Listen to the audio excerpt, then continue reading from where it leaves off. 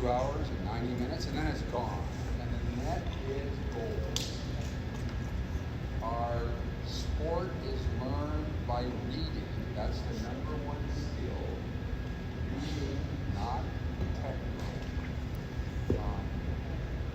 And the mistakes that I'm going to show you, I'm going to give you a lot of information, but hopefully not criticism. Criticism is of me in 1971. When I first started coaching college, I was teaching the way I was taught. And therefore, I was not winning the learning competition. I was doing what everybody else was doing, and we weren't getting good at it any faster than they were. So, they went over and started to play over the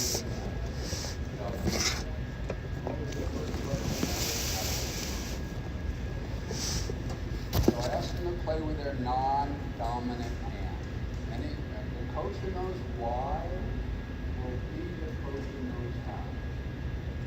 I came here to ask why did I ask them to play with their non-dominant hand? And I can tell you first that I asked them, would you be a good basketball coach if you taught dribbling and shooting only with your right hand? No, you have to be able to do both. Would you be a good soccer coach if you taught shooting and kicking only with your right foot? No, but we come into volleyball and I asked her how much they would ever use their non-dominant hand. She had, but nobody else had. Now, why is this important?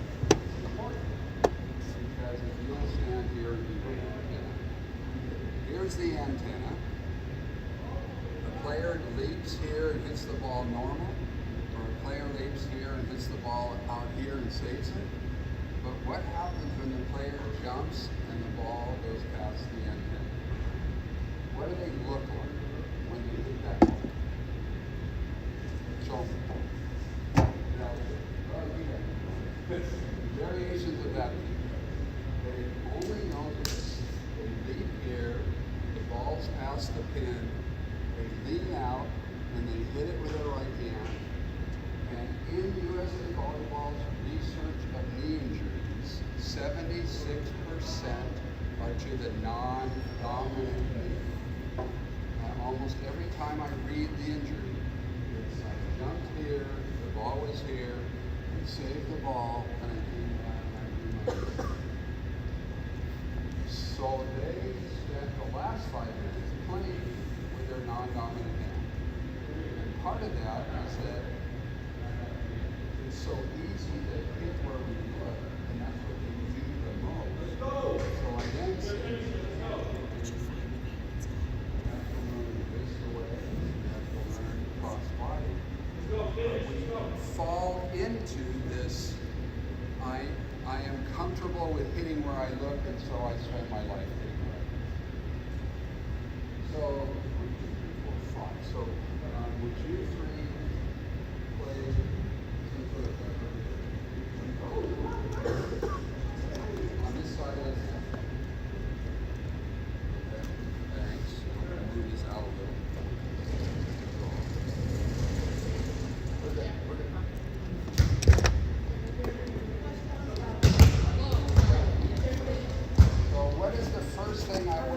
I'm surprised at is that I would put up a net inside prison. They are training where? In front of the net. And that's not how volleyball is played. Every third ball goes over the net. That's friggin' net. And that's something you guys got to get good at. So they need that right here.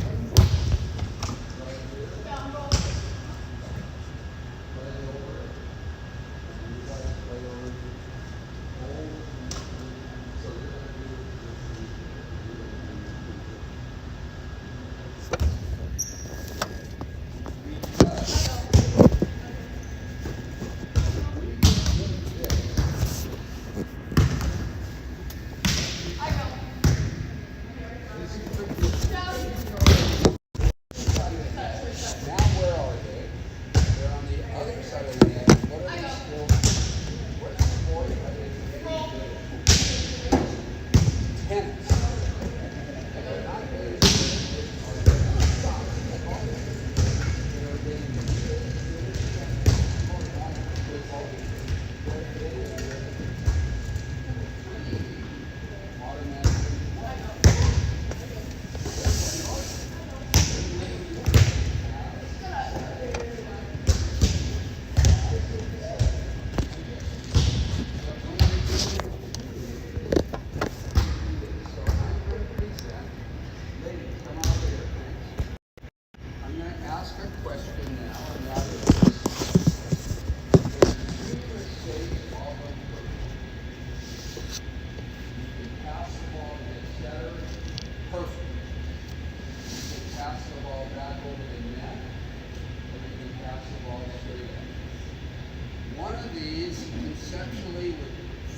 5-year-olds to Olympians is a good mistake, and the second one is a bad mistake. What is a good mistake in serve second? Straight up or back over the net toward you? Not perfect. Perfect is the set. But what would be a good mistake? Straight up or back over the net? Straight up. Probably straight up. If it goes straight up, there's 5 other teams. When it goes back over the net, there's 60 to the kilogram. At the lowest level, coaches, the worst teams win. This is the pipeline I'm here to talk about in part. When you're talking about the kids that feed people, they will win if they play tennis. For God's sake, get back over the net and let them screw up. Because when you do free pitch, you have a chance to err, the accuracy is higher, and they can get it anywhere, any height over the net, and they go, yay, I did wonderful. And the parents go, yeah. But it's a horrible ball. But it wins at the lowest level. So we have to be focused on process and not outcome in the pipeline at the beginning to get them to do free hit volleyball, not one hit tennis. So how can the two of you play, do the same game you're doing in a way that makes you do the all in all? This athlete never did anything on the court. She probably would make the Olympics because she touches every ball and goes up to the other 5 teammates are going to say. But what we learn in Pepper and what we learn in another stupid thing I used to do, which is some variation of this, passing it to them to if you get good at using the wall that way, what are you getting good at? Maybe it's straight up. Oh, but it's such a calling. You're not learning anything valuable in ball. Anything. You're learning tennis and not football. So, I'm going to challenge it's a little weird, I wanted to do it over there because of this, but you'll go take your ball, you'll take that ball, and you got you, give you one more ball. You would all go over to the wall there and show me how you would practice by yourself or practice with your students. So they're going to go over to the wall, which most of my work around the world, we don't have walls. There's concrete, dirt, grass, outside. But in America, even the smallest elementary school, feature pipeline has walls. And usually has how many hoops left? 6. How many volleyball nets? 1. That's the first pipeline change. You take time with elementary. You take time with the middle school. All the 5 elementary teams are one in high school or whatever. And you take time. What I really would like to do is put up this ribbon or put up these 4 nets, 5 nets on a rope, or put up 5 or 6 batteries nets linked together this way. And here's the biggest change. I hope you can go back to your schools and the pipeline that feeds you, elementary and middle school, and ask them to do this. Put an eye bolt in the concrete centered down the regular court that you have at about 11 feet, an eye bolt. And then put another one right down here. Cost is $10 max. You now have eye bolts 11 feet apart. And what do you tie on the wall?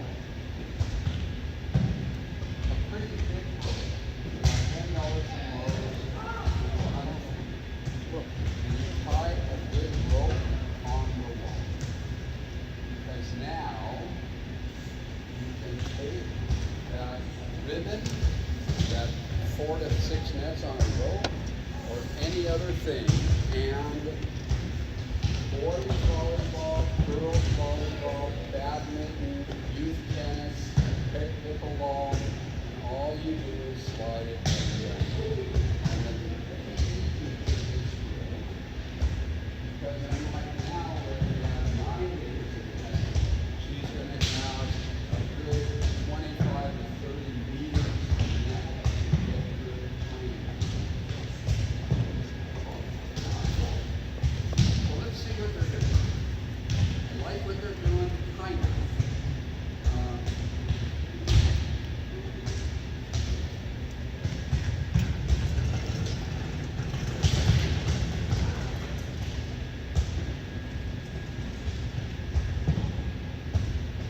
So I particularly like the group on the left, which is passing, setting, and hitting. Pass, set, and hit over the net. I put out a duct tape series at 7 John Kessel, and many of us maybe as well. This is what I did for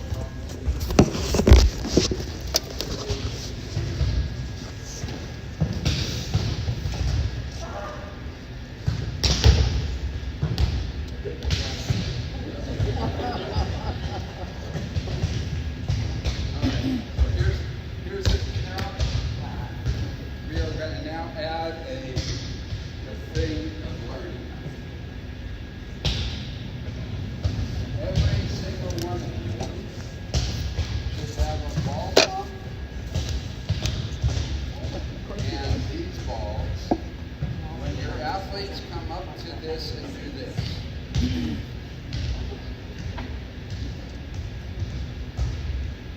you have to make your balls inflated to the right pressure.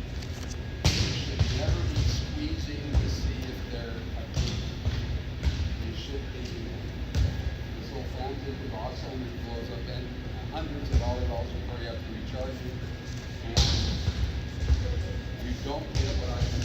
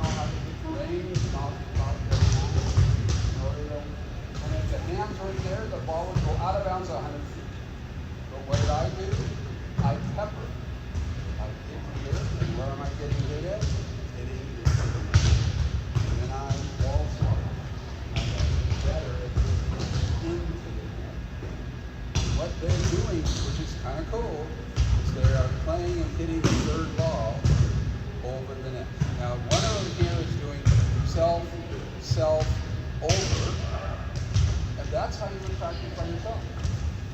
Self, over the strike. Self, cross body. Self, all by yourself.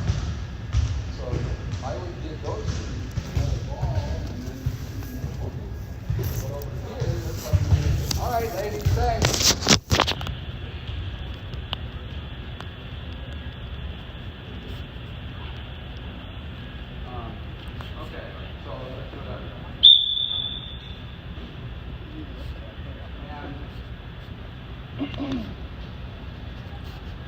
Winning a learning competition means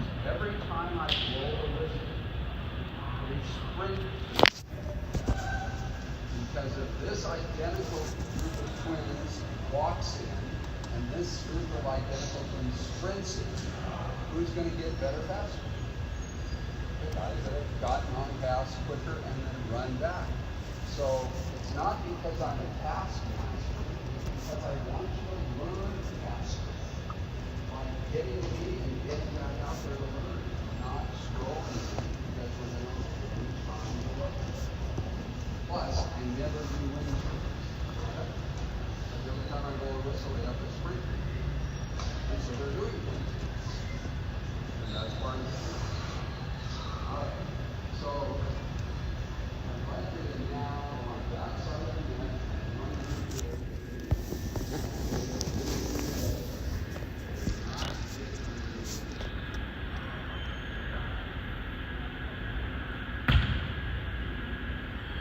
So I'm watching Fallon Richard getting a little late. She's doing this.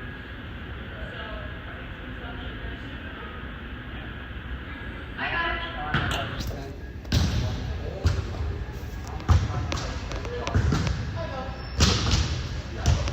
much time have I spent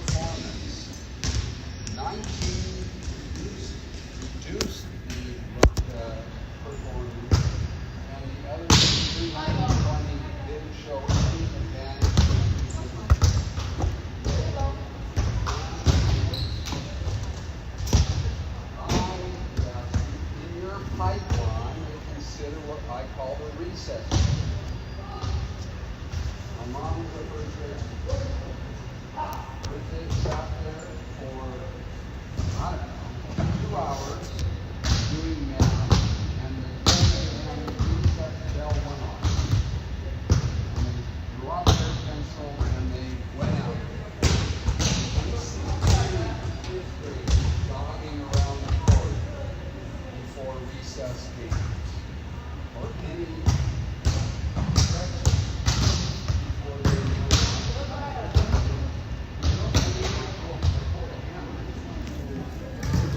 they come in and they go, I broke my arm, but that's not because they're stretching or running. You start small and you go big. And they save so much time. But our culture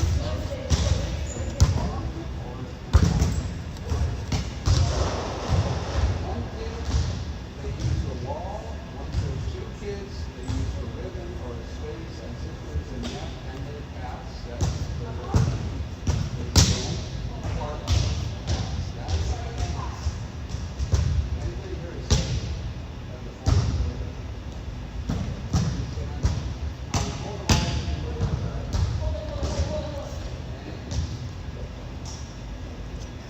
Stand over here, waving your hand at the center, and the ball gets served down the line to zones 4 and 5. Where does the ball get passed to generally? Here or out there? Over there. And you run forward, reset it, and then some girls will go, you guys over here, and you wave and you over here. Why are they doing it? Because they lean against the wall and bring there. And the ball gets served to here and then pass it to there. And you go running along and run through to save the ball. Because I'm teaching them to be bad in this. A guy named Bob called me last summer from Idaho.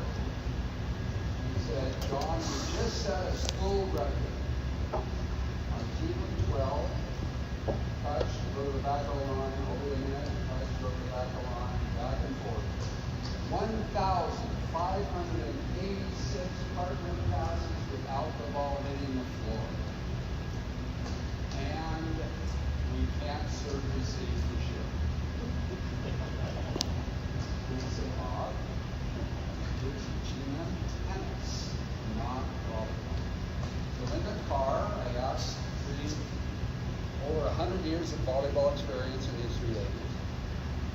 ask them, so, ladies, come on over, I'm gonna ask you. Serve reception. I've asked every Olympic aerialist as well as Parks per Eye and Misty May. That's 6 gold medals. So that's what percentage of the serve reception? Happened before the ball went over. Half, less than half, or more. The success is already happened all the time. Half or less than half.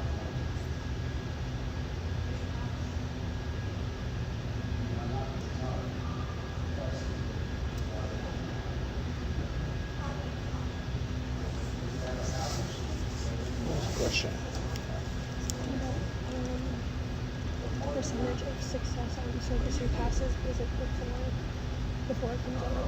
Is it like how many people are successful with their service repass before it comes over? The Olympic team players stay 80% on floaters and 90% on the jumpers. Don, what was the question? We couldn't hear it on the phone. Oh, sorry. It's how much of your success in serve reception has happened when the ball breaks the planer on its way over. Contact to the top of the limit. And they all said 80 on floaters, 90 on jumpers. Kindergarten to Olympic must win the serve receive battle. Can't serve receive and serve tough and serve receive tough serves, you lose. You don't get to do the set and the hit and the block and all that other stuff because you can't serve receive. So, how can you get rid of the and the answer is by surfaces. By seeing balls and moving. So let's do a little fun one. I'd like you serve from the line.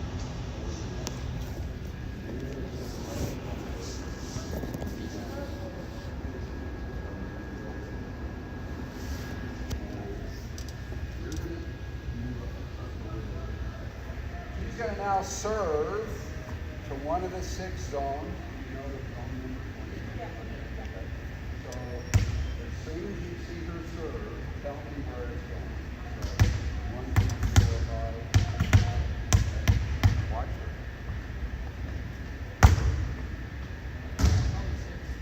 She said probably 6. And all she saw was a meter and the read at the bottom. And she already knew where it was at.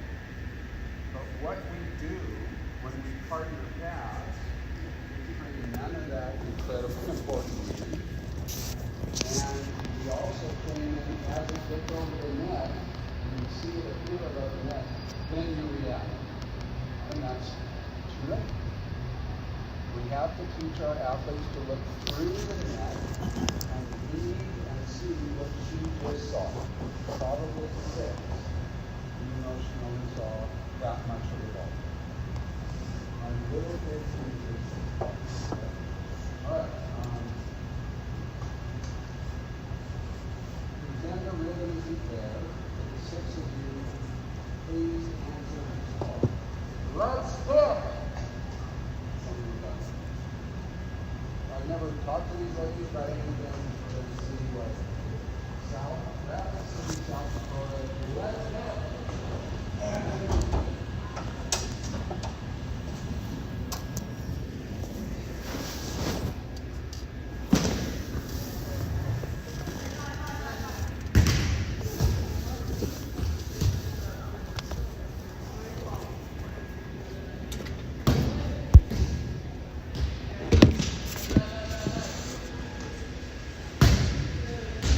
Hey, don't sag on the college there.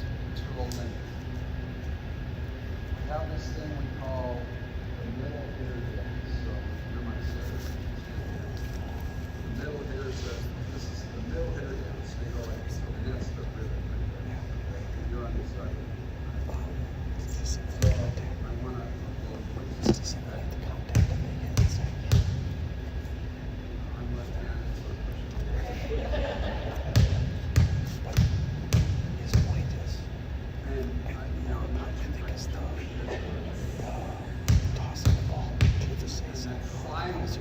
Middle hitters go.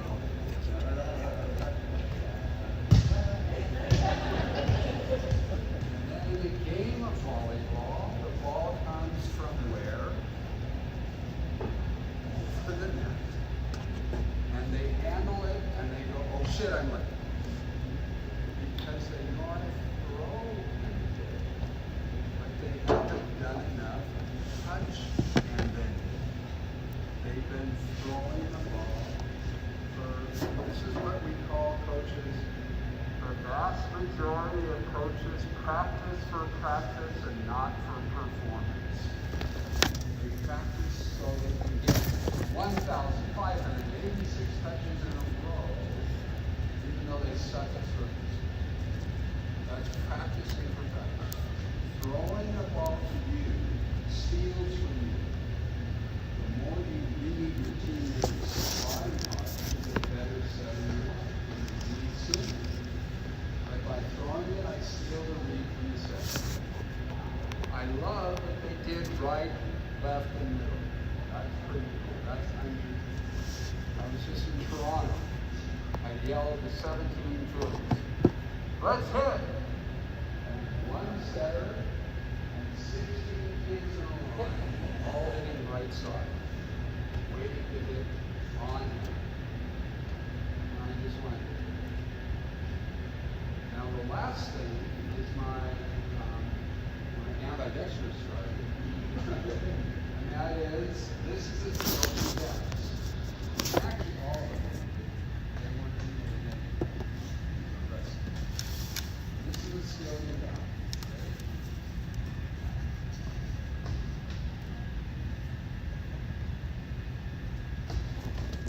That's a skill you got. When do you do pump? As soon as you hit. So as soon as you hit, we have athletes that do this and go get it. I'm all for getting the ball. But this, how often can you do it in volleyball? Never. And since it's never, why are we letting it happen? Because of teaching the way we were taught. Because of tradition. There are 5 things after I hit in reality that I want to get good at. What are the 5 things I want you guys to get good at after you do it? So and you get it, and then what? Cover. Now, can you cover yourself? Kind of weird. And hopefully you're hitting it so hard that you're going like this. Watching your teammate. And not. But yeah, I'm okay with cover. Some version of pick up the ball. What are other things you do that?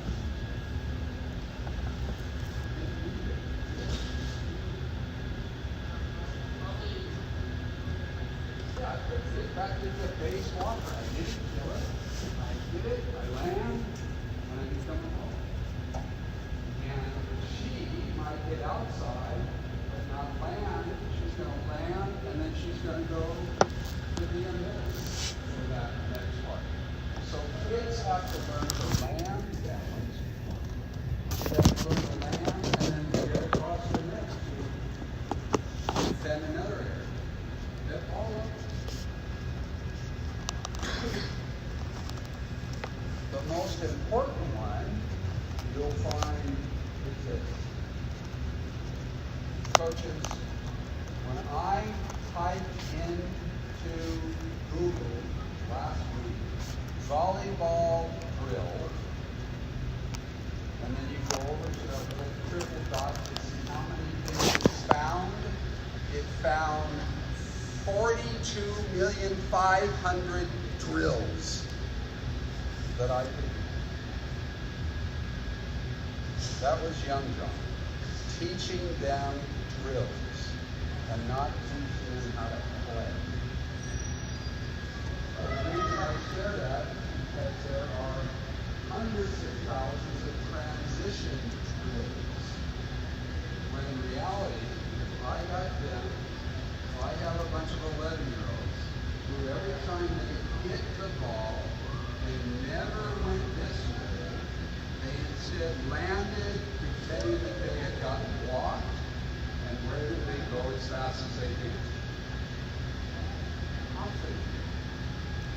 because I got so I want to get really good at 8-year-old or 11. Hitting, landing, getting off, and then tapping. I want to get good at going this way for every time I should reach that under. Personally, I think it's my favorite. That's fine. I like it. But I hit and I never go because you'd be beaten up by the Cubans at the 3-meter line as soon as you went under the net. But we have to get kids good at getting.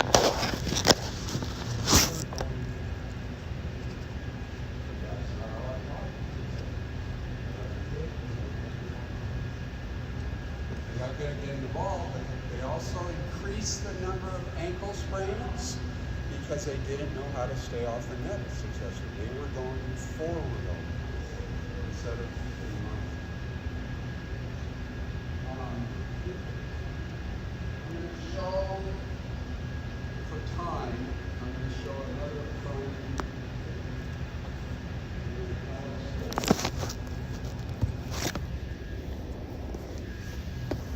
Susie from St. Louis. I'm the varsity coach. I play on my husband's co-ed team, and I can't serve overtime. Help me. So I say, Susie, walk. Stand sideways. Hold the ball up here. Find a rigid CC contact point. You do this, you do this, you do this. This is what we call this hamburger from John Mayer. Hamburger, no fries. And the ladies go, watch my hand. No fries. Fries have no power. Hamburger also. Okay. So I'm going to do this one. And you can also do the base of your thumb is flat right here. And you can hit pretty hard right out of that. So you hold the ball here, Susie. You go 1, and go 1. And you can get on the floor with little kids and say, the power is pretty good. Because I go 1, 2. That's a little square. So what do I need to do? I need to understand the facts of our sport. And those facts include this. Serving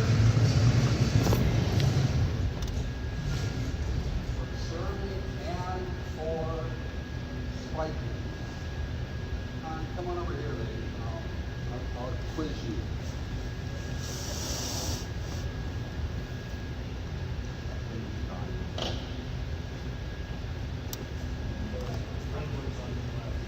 Where? Oh, here. I mean, on the screen. All right.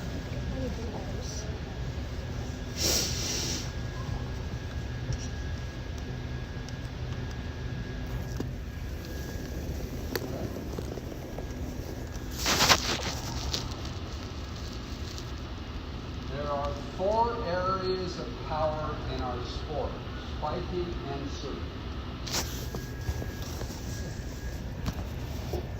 How much power out of 100% comes from this?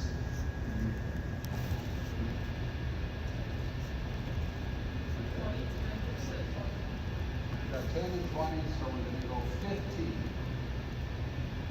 How much power comes from your core?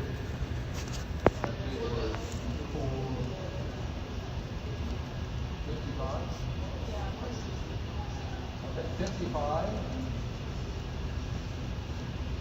How much power comes from your shoulder torque? Twist. And you're at 7. You got 30% left. Okay, 20. And that means 10% comes from your arms. pretty common belief. But I get to work with the Olympic training center biomechanics guys, and I get to do science, and I get to know facts. And the fact is, in slow motion, watching a ball get hit, the contact time on a spike, amazingly to many people, is 0.008. 0.01. That's how long your hand is on the ball when you spike. How much power can the wrist provide in 1/100th of a second? And the answer factually is 1.8%. So we'll call it 2%. Because it's not on there's no coaches, the wrist does this, but it doesn't impart speed. Because your contact time, I can, on the, when you do the next session, you'll see pictures. The ball touches on the hand for 100th of a second. It's 100 spikes to touch the ball for 1 second. How much power does the core provide when you're in the air? The answer is 18%.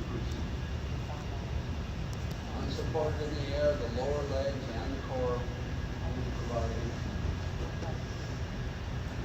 Okay. What do we got left? We got left shoulder torque and arm swing. And arm swing, shoulder torque is 38% of the power. And then arm speed is the rest, which is 42%. How do you serve farther? How do you spike farther? Two things make 80.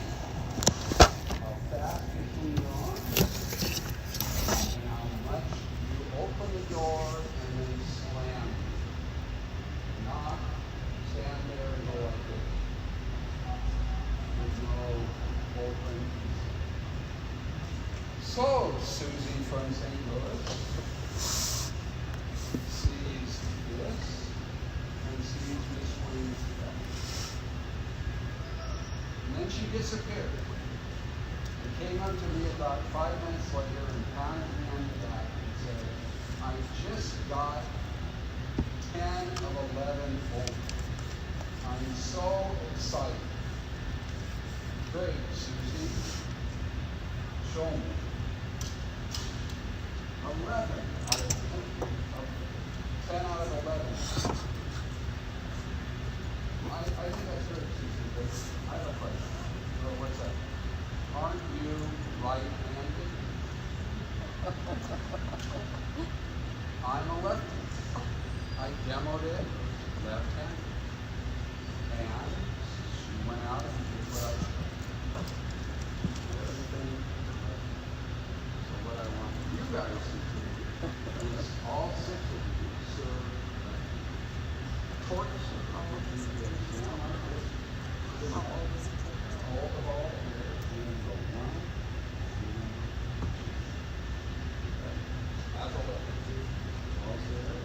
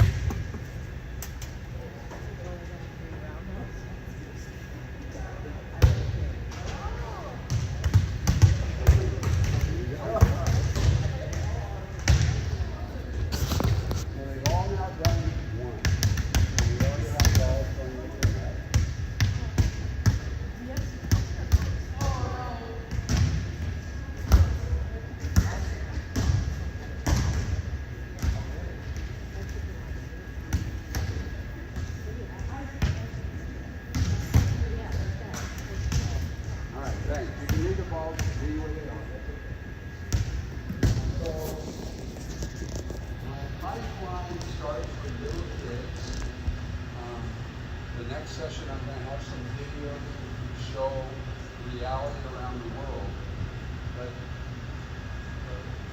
about 50% of the athletes around the world serve the cause, not the facing, because it has the power they need. And after you get good at the course, all you do is you change your feet here, arms. And I have 4-year-olds that are involved in it. And I never did anything 3-year line or 50-year line, and I'm not like just fast arm and shoulder cord. Those two will get the ball. Okay, so that's the play. What I love is that we're doing all 3 areas of the net. Where we change is the lender, inside, and throw. So how do we do that? So that's what we do. We have the ball. Usually hold the ball.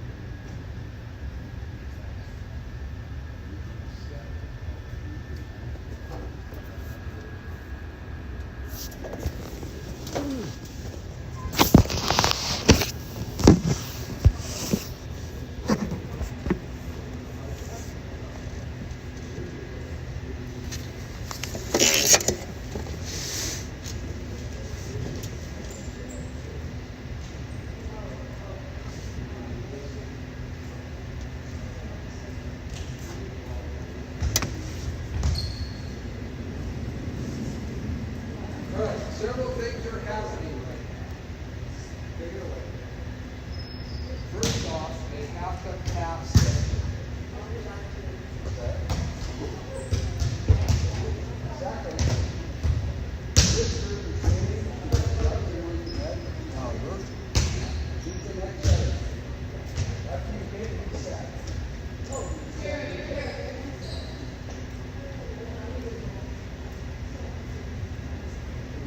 We've got to get rid of is this, which they were doing, which is what? Where is she standing? She's standing to make transition already out. Let that go. See if I can work. Handle it, and then go outside. Line of 17 in Toronto all stood out of bounds, so they had to make it. They just stood out there.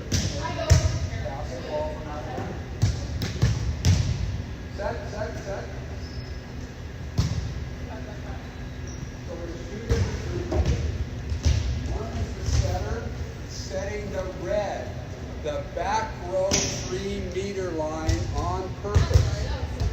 Kindergartners, 8th graders, 5th graders should hit every practice half the time at the 3-meter line.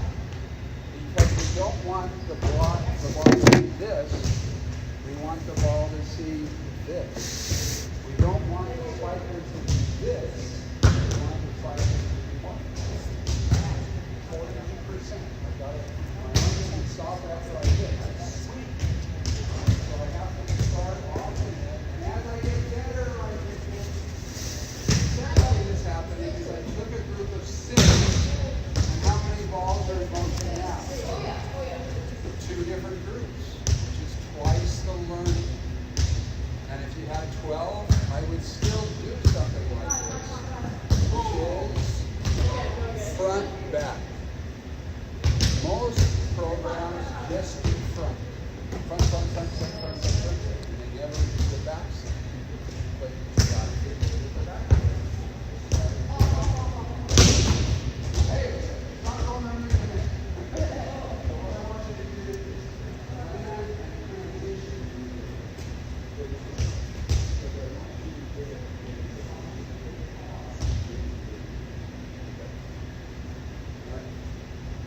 So there's several things going on right now in this change to traditionally hitting zone 4, zone 4, zone 4. Now we're hitting zone 4 and 2, and we could have a little.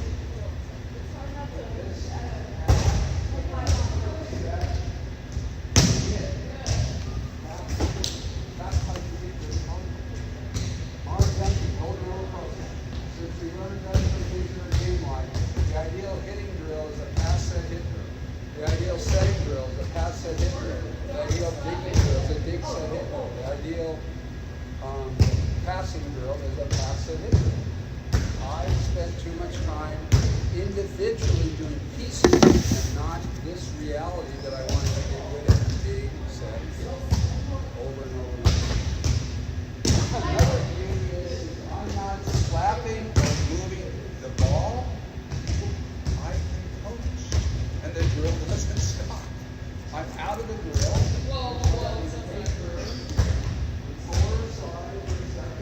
Talk to her.